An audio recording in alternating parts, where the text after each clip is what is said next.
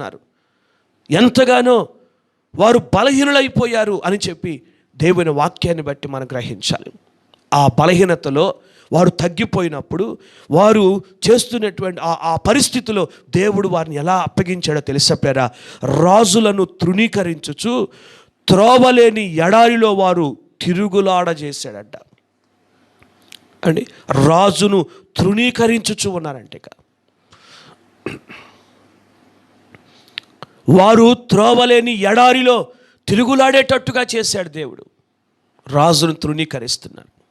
ప్రభునని పేర రాజును తృణీకరిస్తున్నారు. బాధ కలిగిందని, ఇబ్బంది కలిగిందని, దుఃఖం ఎదురైందని, ఏంటి పరిస్థితులు అని చెప్పి రాజును తృణీకరిస్తున్నారంట. వారు దోషాన్ని బట్టి అని గ్రహించట్లేదు, వారు తమ పాపాన్ని బట్టి అని గ్రహించట్లేదు, వారు చేసినటువంటి చెడుతనాన్ని బట్టి అని గ్రహించకుండా వారు రాజును దూషిస్తున్నారు. అంటే రాజు అంటే దేవుడే, మన ప్రభువే, మన ప్రభువైన యేసుక్రీస్తే. దేవుని దూషిస్తున్నారు, రాజును దూషిస్తున్నారు, అధికారులు దూషిస్తున్నారు. ఇదిగో ఎంతగానో ప్రభుత్వాలను దూషించేవారు ఉన్నారు. ఏంటి పరిస్థితులని? దూషించేటువంటి పరిస్థితులు. దేవుని వాక్యం సెలవిస్తూ ఉంది, రాజులను నీ మనసులో కూడా నీవు తృణీకరించవద్దు అని ప్రసంగి భక్తుడు రాస్తాడు. రాజులను నీవు మనసులో కూడా నువ్వు తృణీకరించవద్దు. నీవు మరి నీ పడక మీద పరుండి ఉన్నప్పుడు నీ మంచం మీద కూడా నీవు రాజులను తృణీకరించవద్దు అని వ్రాయబడిన వాక్యాలు. ఎందుకో తెలుసా? ఇదిగో ఆకాశ పక్షులు సమాచారాన్ని కొనిపోతాయి అని వ్రాయబడిన వాక్యాలు. ఆకాశ పక్షులు సమాచారాన్ని కొనిపోతాయి అంట. కనుక రాజులను తృణీకరించొద్దు. మనకు ఒక నష్టం కలిగింది, ఒక కష్టం ఎదురైంది, ఒక బాధ, ఒక ఇబ్బంది, ఒక దుఃఖం ఎదురైంది అని అంటే అది మన చెడుతనమే అని దేవుని వాక్యాన్ని బట్టి మనం గ్రహించాలి. ఎక్కడో నా జీవితంలో లోపం కలిగింది, ఎక్కడో నేను తప్పిపోయాను, ఎక్కడో నేను పొరపాటు చేశాను, అందుకే నాకు ఈ భయంకరమైన పరిస్థితి ఎదురైందని చెప్పి గ్రహించుకొని దేవుని సన్నిధిలో ప్రార్థన చేయాలి, దేవుని సన్నిధిలో ఒప్పుకోవాలి, దేవుని సన్నిధిలో ప్రార్థన చేసి ప్రభువా నా దోషాలు క్షమించు, నా పాపాలు క్షమించు అయ్యా, నన్ను విడిచిపెట్టొద్దయ్యా, అయ్యా నేను ఎంతో తగ్గిపోతున్నాను, ఎంతో బలహీనుడైపోతున్నాను, ఎంతో నీరసిల్లిపోతున్నాను, అయ్యా కృప చూపయ్యా, నా నదులు ఎండిపోయాయి, నా ఊటలు, నా నీటి బుగ్గలు ఎండిపోయాయ్యా, నా భూమి ఫలభరితంగా లేదయ్యా, కృప చూపయ్యా అని దేవుని సన్నిధిలో ప్రార్థన చేయాలి, దేవునికి అప్పగించుకోవాలి, తృణీకరించవద్దు. దేవుని సన్నిధిలో ప్రార్థన చేసి దేవునికి అప్పగించుకున్నప్పుడు దేవుడు గొప్ప కార్యాలు చేస్తాడండి. ప్రభునని పేర అదే దేవుని లేఖన భాగాన్ని బట్టి మనం పరిశీలన చేసినట్లయితే వారు దేవుని సన్నిధిలో ప్రార్థన చేసినట్లున్నారు.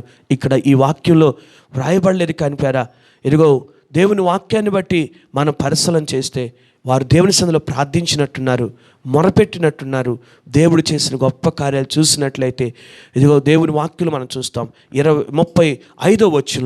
35వ వచనం నుండి మనం చదివితే పేర అక్కడ రాయబడింది, అరణ్యమును నీటి మడుగుగా చేశాడంట దేవుడు.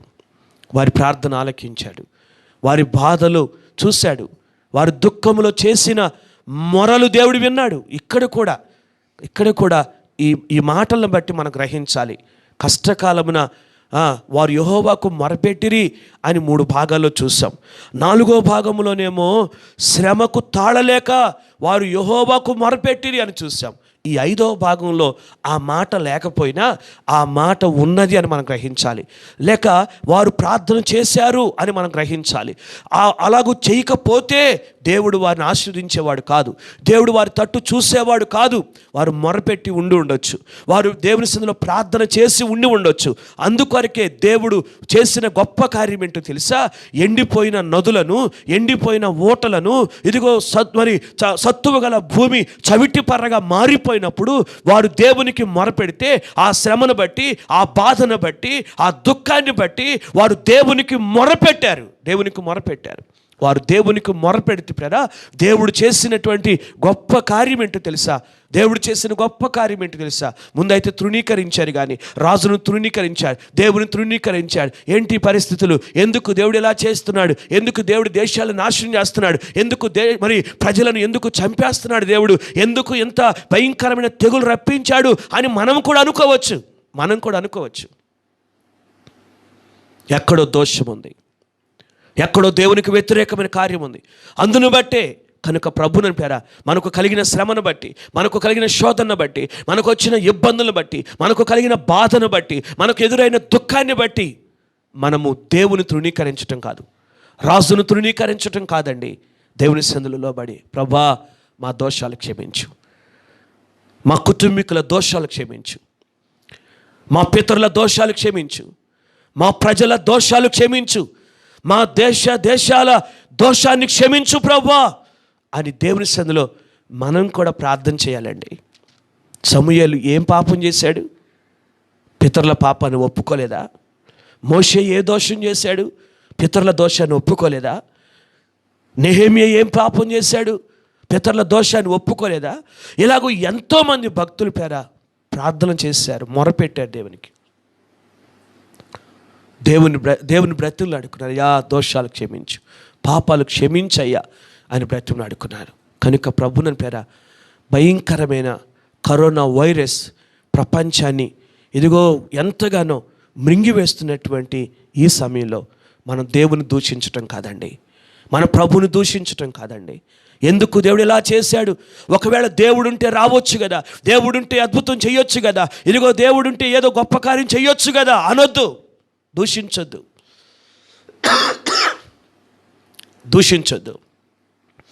నీ సేవకులను దూషించొద్దు. ఏరి మా సేవకులు, ఏరి దైవజనులు, ఏరి అద్భుతాలు అయ్యి, ఎప్పుడో అద్భుతాలు అన్నారు, సూచక్రియలు అన్నారు, అది అన్నారు, ఇది అన్నారు, ఏది ఇప్పుడు, ఏది ఇది, ఈ కరోనాను ఆపలేకపోతున్నారు అని దూషించొద్దు. సేవకులను దూషించొద్దు, దేవుని దూషించొద్దు. మనకు మనమే తగ్గించుకుందాం, మనమే దేవుని సన్నిధిలో ప్రార్థన చేద్దాం, ఒప్పుకుందాం. ఒకవేళ నువ్వు పరిశుద్ధుడివే కావచ్చు, నువ్వు పరిశుద్ధురాలవే కావచ్చు, ఏ దోషము మనలో లేకపోవచ్చు, కానీ మన పితరుల పాపాలు కూడా ఒప్పుకుందామండి, మన ప్రజల పాపాలు కూడా ఒప్పుకుందామండి. అలాగ ఒప్పుకోవటం ఎంతైనా మనకు ఆశీర్వాదమని ప్రభు పేరట మనం చేస్తున్నాను. ఆ ప్రజలు ప్రార్థించినట్టున్నారు, మొరపెట్టినట్టున్నారు. ఆ కష్టకాలంలో, ఆ భయంకరమైన దరిద్రపు స్థితిలో వారు మొరపెట్టినట్టున్నారు, ఆ దురవస్థలో దేవుని అడిగినట్టున్నారు. దేవుడు వారి పట్ల వారి ప్రార్థన ఆలకించి వారి పట్ల గొప్ప కార్యం చేశాడండి. ఆనాడు ఇశ్రాయేలు ప్రార్థన ఆలకించిన దేవుడు మన ప్రార్థన కూడా ఆలకిస్తాడు. ప్రియమైన సహోదరుడా, సహోదరి, భయపడద్దు, కృంగిపోవద్దు, అంత అయిపోయింది అనుకోవద్దు, ఇక ఏమీ మిగలేదు అనుకోవద్దు, ఇక ప్రయోజనం లేదు బ్రతికి అని అనుకోవద్దు. మన దేవుడు గొప్ప దేవుడు అండి, జాలిపడే దేవుడు, దయచూపే దేవుడు, అద్భుతమైన కార్యాన్ని జరిగిస్తాడు. ప్రభు నన్ను ప్రేరా, ఇక నా బ్రతుకు ఎందుకు అనుకున్న వారిని కూడా దేవుడు బ్రతికించాడండి, అద్భుతాలు చేశాడు, గొప్ప కార్యాలు చేశాడండి. కనుక ఇశ్రాయేలు ప్రార్థన దేవుడు ఆలకించి వారి పట్ల చేసిన అద్భుతాలు మనం పరిశీలన చేస్తే 35వ వచనం రాయబడిన ప్రేరా, అరణ్యమును నీటి మడుగుగా చేశాడండి.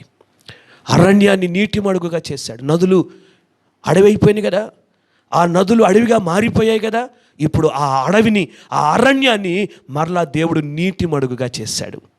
దేవునికి ఎంతైనా స్తుతించాలి. అడవిని నీటి మడుగుగా చేశాడు.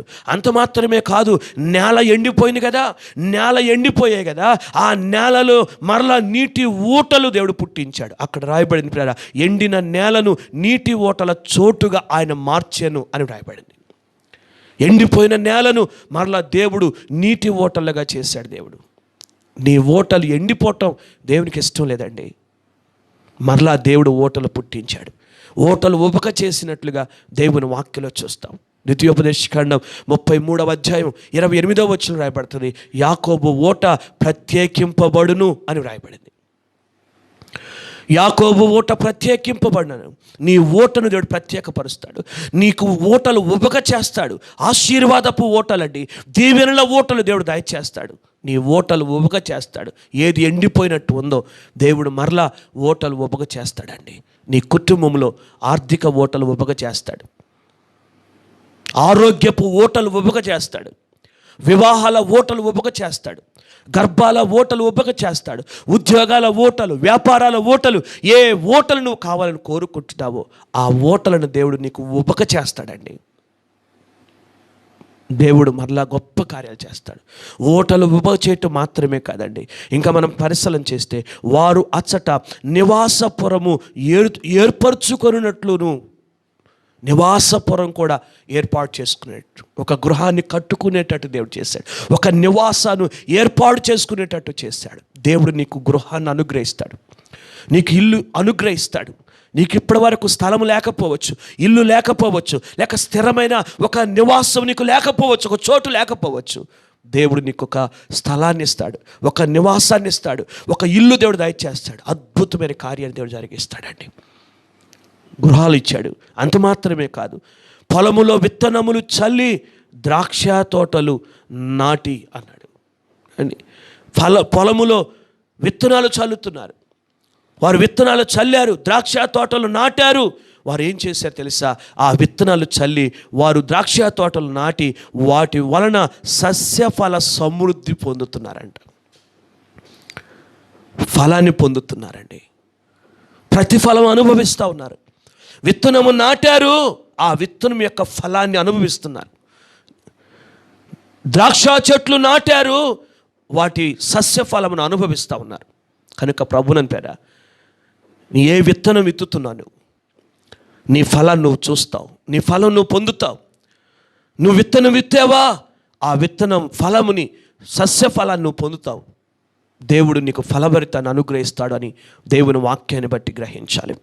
తర్వాత ప్రేర అలాగూ అభివృద్ధి పొందినప్పుడు, అలాగూ దీవించబడినప్పుడు ఆకలి కొనిన వారు అచ్చట కాపురం ఉంటాడు అని అంటాడు. ఆకలి కొనిన వారిని అక్కడ కాపురం ఉంచుతాడంట. ఎంతోమందికి ఆతిథ్యం ఇచ్చే వ్యక్తిగా దేవుడు నేను చేస్తాడు, ఎంతోమందిని పోషించే వారినిగా దేవుడు నేను చేస్తాడు, అద్భుతమైన కార్యం చేస్తాడు. అంత మాత్రమే కాదు, అక్కడ అంటాడు 38వ వచనంలో, ఆయన వారిని ఆశీర్వదింపగా వారు అధికముగా సంతానాభివృద్ధి నొందిరి అని రాయబడింది. సంతానాభివృద్ధి పొందుతారంట. దేవుడు ఆశీర్వదిస్తాడు, ఆయన ఆశీర్వదించగానే సంతానాభివృద్ధి కలుగుతుంది, మీకు సంతానము కలుగుతుంది, మీకు పిల్లలు కలుగుతారు, గర్భములు తెరవబడతాయి, మీ కౌగిట్లో పిల్లలు ఉంటారు, మీ ఇంటిలో ఉయ్యాల ఊగుతుంది, మీ నోట జ్వాలపాటలు ఉంటాయి, మీ నోటి నిండా నవ్వుంచుతాడు దేవుడు. ఆయన ఆశీర్వదిస్తాడు, అద్భుతమైన కార్యాలు దేవుడు జరిగిస్తున్నాడండి. ఆశీర్వదింపగా వారు అధికముగా సంతానాభివృద్ధి పొందారు అని చూస్తున్నాం. అంత మాత్రమే కాదు, ఆయన వారి పశువులను తగ్గిపోనీయలేదు అని రాదు. ఆయన తన పశువులను తగ్గిపోనీయలేదంట, వారి పశువులను తగ్గిపోనీయలేదు అంటే వారి పశువులు అభివృద్ధి పొందినట్లు చేశాడు. తగ్గిపోని అంటే బక్క చిక్కిపోవటం కాదు, లేదా బాగా బలంగా ఉన్నాయి అని కాదు. తగ్గిపోనీలేదు అనంటే అక్కడ అర్థం ఏంటంటే దేవుడు ఆ పశువుల మందలను వృద్ధి చేశాడని అర్థం. పశువుల మందలను దేవుడు వృద్ధి చేశాడు, పశువుల మందలను దేవుడు ఆశీర్వదించాడు, అభివృద్ధి చేశాడు అని దేవుని వాక్యాన్ని బట్టి మనం గ్రహించాలి. అంత మాత్రమే కాదు, 41వ వచనంలోకి వచ్చేసరికి అంటాడు, అట్టి దరిద్రుల బాధను పోగొట్టి వారిని లేవనెత్తెను అని చూస్తున్నాం. దరిద్రులు అయిపోయారంట, దరిద్రపు స్థితిని అనుభవిస్తున్నారంటండి. ఆ దరిద్రులు అయిపోయిన వారిని దేవుడు అంట వారి బాధను పోగొట్టి, వారి ఇబ్బందిని పోగొట్టి, వారి దుఃఖాన్ని పోగొట్టి వారిని లేవనెత్తాను అని చూస్తున్నాం. వారి లేవనెత్తాడు. అంత మాత్రమే కాదు, వారి వంశమును మందవలే వృద్ధి చేశానని చూస్తున్నాం. వారి వంశమును మందవలే వృద్ధి చేశాడండి. గొప్ప కార్యాలు దేవుడు జరిగించాడు, ఎంతగానో ఆశీర్వదించాడండి. ప్రభువుని పేర చెడిపోయినప్పుడు దేవుడు శిక్షించాడు, బాధ కలిగింది. ఆ బాధలో వారు దేవుని కూడా, రాజును కూడా, సేవకులను కూడా తృణీకరించారు. కానీ తరువాత ఇక చేసేదేమి లేక ఆ దిక్కుతోచని స్థితిలో, ఆ దరిద్రపు స్థితిలో మరలా దేవుని తట్టు చూశారు. దేవుని తట్టు చూసి ప్రార్థన చేస్తే, ఆ కష్టకాలంలో వారు మొరపెట్టుకుంటే ఇంతగా దేవుడు వారిని ఆశీర్వదించాడండి, ఇంతగా దేవుడు వారిని దీవించాడు. కనుక ప్రభువునని ప్రేర వారిని దీవించిన దేవుడు మనల్ని కూడా దీవిస్తాడు. కృంగిపోవద్దు, వేదన పడద్దు. ఎందుకు ఇలా జరిగిందని అడిగే అర్హత మనకు లేదండి. మనం దేవునికి అప్పగించుకొని, క్షమించు ప్రభువా, అయ్యా మా పాపాలు క్షమించు, మా దోషాలు క్షమించు, మా పితరుల పాపాలు, మా ఇంటివారి పాపాలు, మా దేశ ప్రజల పాపాలు, మా పట్టణ ప్రజల పాపాలు క్షమించయ్యా అని మనం దేవుని అడిగి, దేవుని సన్నిధిలో మనం ప్రార్థన చేసి మరలా ఆశీర్వాదం పొందటమేనండి. కనుక దేవుని సన్నిధిలో అలాగూ ప్రార్థన చేయాలి. అలాగూ ప్రార్థన చేశారు, ఆశీర్వదించబడ్డారు. ఆశీర్వదించబడినప్పుడు ఇక్కడ రాయబడిన 42వ వచనంలో యథార్థవంతులు దాన్ని చూసి సంతోషించుదురు, మోసగాండ్రు అందరూ మౌనంగా ఉందురు అని రాయబడి. యథార్థవంతులేమో చూసి ఎంతో సంతోషిస్తారంట. ఒకప్పుడు ఎండిపోయిన స్థితిలో ఉన్న వీరు ఈరోజు సస్యఫలంగా ఉన్నారే, ఆశీర్వదించబడ్డారే, దీవించబడ్డారే, వృద్ధి పొందారే అని చెప్పి యథార్థవంతులు సంతోషిస్తారు. నువ్వు అభివృద్ధి పొందటం చూసి, నువ్వు ఆశీర్వదించబడటం చూసి, నువ్వు గొప్ప చేయబడటం చూసి యథార్థవంతులు సంతోషిస్తారు.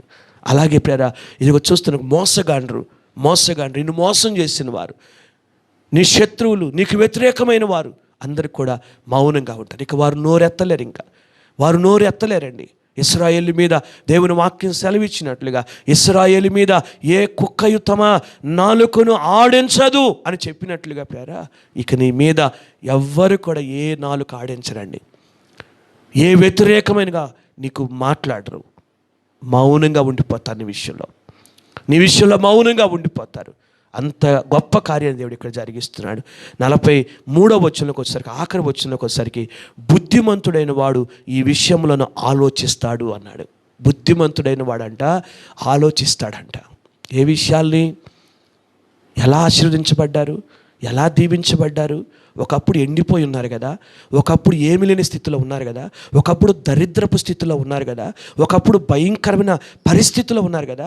ఇప్పుడు ఎలా ఆశీర్వదించబడ్డారు, ఎలా దీవించబడ్డారు, ఈ ఆశీర్వాదం అంతా ఎక్కడి నుంచి వచ్చింది, ఎలా వచ్చిందని బుద్ధిమంతుడైన వాడు నిన్ను చూసి ఆలోచిస్తాడు. బుద్ధిమంతులు ఆలోచిస్తారు.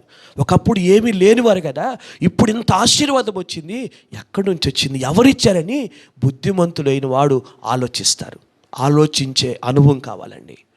ఆశీర్వాదం ఎలా వస్తుందో ఆలోచించేవారు కావాలి. దీవెన ఎలా కలుగుతుందో ఆలోచించేవారు కావాలి. బుద్ధిమంతుడైన వాడు ఆలోచిస్తాడు. కానీ దేవుని వాక్యలు మనం చూస్తున్నాం, యెహోవా కృపాతిశయములను జనులు తలపోయుదురుగాక. ఆయన కృపా సమృద్ధిని బట్టి, ఆయన కృపాతిశయమును బట్టి జనులు ఎంతగానో తలపోసుకుంటారంట. అంటే జ్ఞాపకం చేసుకుంటారని అర్థం. దేవుడు చేసిన కార్యాలను జ్ఞాపకం చేసుకుంటారు. ఆయన చూపిన కృపను జ్ఞాపకం చేసుకుంటారు. కనుక ప్రభువుని ప్రేర ఇంత గొప్ప కార్యాలు దేవుడు జరిగిస్తున్నాడు. కనుక కృపను ఇదిగో దేవుడు నిన్ను ఆశీర్వదిస్తాడు, దేవుడు నిన్ను గొప్ప చేస్తాడు. ఒకవేళ నీ సహోదరుని ఆశీర్వదిస్తే నీవు సంతోషించాలి. నీ సహోదరుడు దీవించబడితే యథార్థవంతులు దాన్ని చూసి సంతోషిస్తారని చెప్పినట్లుగా నీవు నిజంగా నీ సహోదరుడు ఆశీర్వదించబడితే, నీ సహోదరి ఆశీర్వదించబడితే, నీ పొరుగువాడు దీవించబడితే నువ్వు సంతోషించాలి. అంత మాత్రమే కాదు, నువ్వు బుద్ధిమంతురాలు అయితే ఎలా వచ్చింది ఆశీర్వాదం అని చెప్పి జ్ఞాపకం చేసుకొని దేవుని కృపను తలపోసుకోవాలి. దేవుని కృపను జ్ఞాపకం చేసుకోవాలి. ప్రభు ఇదంతా నీ కృపేనయ్యా అని చెప్పి దేవుని ఎంతైనా స్తుతించాలి. కనుక ఇన్ని అనుభవాలు ఈ యొక్క భాగంలో 5వ భాగంలో ఉన్నాయండి. కనుక ప్రభువుని పేర దేవుని సన్నిధిలో ప్రార్థన చేద్దాం. ఇలాంటి ఆశీర్వాదం మనం కూడా అనుభవించాలి, మనం కూడా పొందాలి. ఇప్పుడు నువ్వు ఏ స్థితిలో ఉన్నా, ఎండిపోయినట్టుగా ఉన్నావేమో, నీటి ఓటలు లేకుండా ఉన్నావేమో, ఆశీర్వాదపు ఓటలు లేకుండా ఉన్నావేమో, ఎంతో కృంగిపోతున్న పరిస్థితుల్లో ఉన్నావేమో, ఆరోగ్యపు ఓటలు లేకుండా ఉన్నావేమో, ఎండిపోయిన స్థితిలోనే ఉన్నావేమో, దరిద్రతను దురవస్థను అనుభవిస్తున్నావేమో, ప్రభు తట్టు చూద్దాం, ప్రభు వైపు చూద్దాం. భయంకరమైన శ్రమలో ఉన్నాం, భయంకరమైనటువంటి శ్రమలో ఉన్నాం. కరోనా వైరస్ ఎంతగానో ప్రజలను ఎండిపోజేస్తూ ఉంది, దేశాలను ఎండిపోజేస్తూ ఉంది, ఆరోగ్యాన్ని ఎండిపోజేస్తూ ఉంది. కనుక ఎండిన దానిని మరలా నీటి ఓటలుగా చేసేవాడు మన దేవుడు, నీటి బుగ్గలుగా చేసేవాడు మన దేవుడు. ఎంతగానో ఆశీర్వదిస్తాడు. ప్రభు తట్టు చూసి మన దోషాలు, మన పితరుల దోషాలు ఒప్పుకొని ప్రార్థన చేద్దాం, ప్రభుకు అప్పగించుకుందాం. మన ప్రభు అయిన యేసుక్రీస్తు మన కొరకు గొప్ప ఆశీర్వాదాన్ని ఇవ్వటానికి, గొప్ప దీవెనకు ఆశీర్వాదానికి కారకులుగా మనం చేయటానికే మన యేసుక్రీస్తు ప్రభులు వారు ఈ లోకానికి వచ్చి మన కొరకు ఎంతగానో మన కొరకు బలి అయిపోయాడు, నిలువెల్ల నలిగిపోయాడు, రక్తమంతా ధారపోసాడు. అది ఎవ్వరు చేయలేని త్యాగం, ఎవరు చూపలేని ప్రేమండి. గొప్ప దేవుడు కనుక ఎంతైనా దేవుని స్తుతించాలి, ప్రభు నామాన్ని మహింపరచాలి. ప్రార్థన చేద్దాం. అందరూ ఉన్న పాటును తలలో వంచి ఒక్క నిమిషం పాటు ఎవరికి వారే దేవుని సన్నిధిలో ప్రార్థన చేయండి. దేవుని సన్నిధిలో ప్రార్థన చేయండి. దోషాలు ఒప్పుకుందాం, పాపాలు ఒప్పుకుందాం, ప్రభుకు అప్పగించుకుందాం. ప్రభు సన్నిధిలో ప్రార్థన చేద్దాం. మన దోషం కాకపోవచ్చు, మన పితరుల దోషాన్నైనా ఒప్పుకుందాం, మన కుటుంబీకుల దోషాన్నైనా ఒప్పుకుందాం, మన ప్రజల దోషాన్నైనా ఒప్పుకుందామండి. ఒప్పుకుందాం. ప్రభా క్షమించయ్యా, క్షమించయ్యా, విడిపించయ్యా, రక్షించయ్యా, బ్రతికించయ్యా, స్వస్థపరచయ్యా, అయ్యా ఆశీర్వదించయ్యా, అద్భుతాలు చేయయ్యా అని ప్రార్థన చేద్దాం. అందరూ దేవుని సన్నిధిలో ప్రార్థన చేస్తూ ఉండగా ఇదిగో దేవుని యొక్క సన్నిధిలో అందరూ కూడా ప్రార్థనలు ఏకీభవించండి. పరిశుద్ధుడా, ప్రేమగల తండ్రి, సకల ఆశీర్వాదాలకు కారణభూతుడా, అయా ఈ సమయంలో మీ లేఖనములోండి శ్రేష్టమైన మాటలయ్యా మాతో మీరు మాట్లాడారు. అందును బట్టి మీకు స్తోత్రాలు చెల్లిస్తున్నాం. మీ వాక్యాన్ని ప్రతి హృదయంలో నీరు కట్టి నూరంతలుగా ఫలింపచేయండి. అయ్యా ఎందుకు ఎండిపోయిన పరిస్థితి ఎదురైందో మాతో మాట్లాడావయ్యా. దోషమే అని చెప్పావు, మా దోషాలు క్షమించు. మా కుటుంబీకుల దోషాలు, మా పితరుల దోషాలు, మా దేశ ప్రజల యొక్క దోషాలు, మా పాపాలు క్షమించయ్యా, పరిశుద్ధపరచయ్యా. ఎండిపోయిన స్థితిలో ఉన్నామయ్యా. ఎండిపోయిన స్థితిని అయ్యా మార్చివేసి చిగురు పెట్టించునైనా, చిగురు పుట్టించునైనా అయ్యా, ఓటలు ఉబక చేయి ప్రభా, ఆశీర్వదించయ్యా. మీ ఆశీర్వాదాన్ని మేము పొందాలి, కృప చూపయ్యా. కరోనా వైరస్ ప్రపంచాన్ని వణికిస్తుందయ్యా. ప్రజలు ఎండిపోజేస్తూ ఉంది అయ్యా, ఆరోగ్యాన్ని ఎండిపోజేస్తుంది. ఎంతో భయంకరమైన పరిస్థితులు ప్రభా. అయ్యా ఈ కరోనా వైరస్ని బట్టి మా కుటుంబాల్లో ఎన్నో ఎండిపోతున్నాయి ప్రభా. ఆర్థిక వనరులు ఎండిపోతున్నాయి, ఆరోగ్యం ఎండిపోతూ ఉంది అయ్యా, ఆహార పదార్థాలు ఎండిపోతున్నాయి. ఎంతో భయంకరమైన పరిస్థితి, తక్కువైపోతుంది. ఏ లోటు లేదు, ఏ కొరత లేని పరిస్థితిలో అయ్యా మమ్మల్ని ఉంచే దేవుడు ప్రభా. మీరు జ్ఞాపకం చేసుకొని మరలా మీరు ఆశీర్వదించిన ఆయన, మా దోషాలు క్షమించిన ఆయన, మరలా ప్రభా మీరు చిగురు పుట్టించండి. నీటి ఓటలు ఉబ్బక చేయండి ప్రభా. మీరే మా దిక్కునైనా, మీరు తప్ప మాకెవ్వరు లేరు నాయన. గొప్ప కార్యాన్ని మీరు చేసి మా ప్రజలను కాపాడండి, ప్రపంచ దేశాలను కాపాడండి అయ్యా, మా దేశ ప్రజలను కాపాడండి, మా రాష్ట్ర ప్రజలను కాపాడండి, మా పట్టణాలయ్యా అయ్యా ప్రభా మీ స్తోత్రం నాయన. అయ్యా మా గ్రామాలు, మా కుగ్రామాల ప్రజలను కాపాడండి అయ్యా. ఎవరు విడిచిపెట్టొద్దయ్యా. క్షేమము దయచేసి ఆశీర్వదించి ప్రభా అయ్యా మేలు చేయ. మీ ఆశీర్వాదాన్ని చూసి అనేకులు సంతోషించాలయ్యా, అలాగూ దీవించబడాలయ్యా. అయ్యా మా పశువులు వృద్ధి అవ్వాలయ్యా, మా పొలాల్లో నుండి సస్య ఫలాలు మేము పొందుకోవాలయ్యా. సంతానాభివృద్ధి మా కుటుంబాల్లో కలగాలి ప్రభా మీ స్తోత్రం నాయన. అయ్యా ప్రభా మీరు సహాయం చేయి. ఏకీభవిస్తున్న వారు దీవించబడుదురు గాక, సస్య ఫలములు పొందుదురు గాక, నివాసాలు ఏర్పడును గాకని ప్రార్థన చేస్తున్నాం. ఓటలు ఊబుకును గాకని ప్రార్థన చేస్తున్నాం. అయ్యా ఊయాల ఊగును గాక, సంతానాభివృద్ధి కలుగును గాక అని ప్రార్థన చేస్తున్నాను ప్రభా మీ స్తోత్రాలు. పశువుల వృద్ధి కలుగును గాకని ప్రార్థన చేస్తున్నాం. అద్భుత కార్యాలు మీరు జరిగించండి, మేలు చేసి మహిమ తెచ్చుకోండి. కృపాక్షేమాలు వెంట ఉంచు నాయన, ఆదరించండి అయ్యా. ఇదంతా మీ కృపేనయ్యా. మీ కృప లేకపోతే మేము బ్రతకలేం ప్రభా. మీ కృపను బట్టి స్తోత్రాలు చెల్లిస్తున్నాం అయ్యా. మీరే సహాయం చేసి ప్రజలందరినీ కూడా ఆశీర్వదించిన ప్రతి కీడు నుండి మీరే తప్పించి ప్రభా ఆశీర్వాదమించి అయ్యా మీరే తలెత్తుకునే వారినిగా చేసి మహిమ పొందమని యేసు క్రీస్తు అతి శ్రేష్టమైన నామములో అడిగి వేడుకొనుచు ప్రార్థిస్తున్నాను మా పరమ తండ్రి. Amen, amen, amen. Praise the Lord. దేవునికి స్తోత్రం. దేవుని నామానికి మహిమ కలుగును గాక. ప్రభునందు పేర మరి ఎవరు కూడా కరోనా వైరస్ని బట్టి భయపడద్దు, కృంగిపోవద్దు. వాక్యాన్ని మీ గృహాల్లో ఉండి వాక్యాన్ని చదవండి, వినండి, ధ్యానించండి, ప్రార్థించండి, దేవునితో సహవాసం చేయండి. దేవుని సందులో ఆశీర్వాదం పొందాలని ప్రభు పేరిట మనం చేస్తున్నాను. God bless you. దేవుడు మిమ్మల్ని దీవించును గాక.